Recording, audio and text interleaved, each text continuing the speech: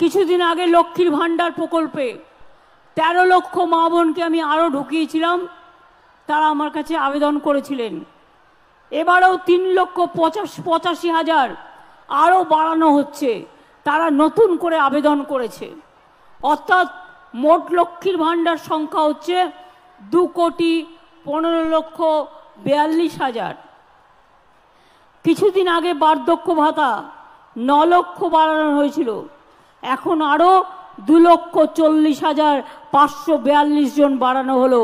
ফলে বার্ধক্য ভাতা প্রাপকের সংখ্যা 30,34,176 জন হলো।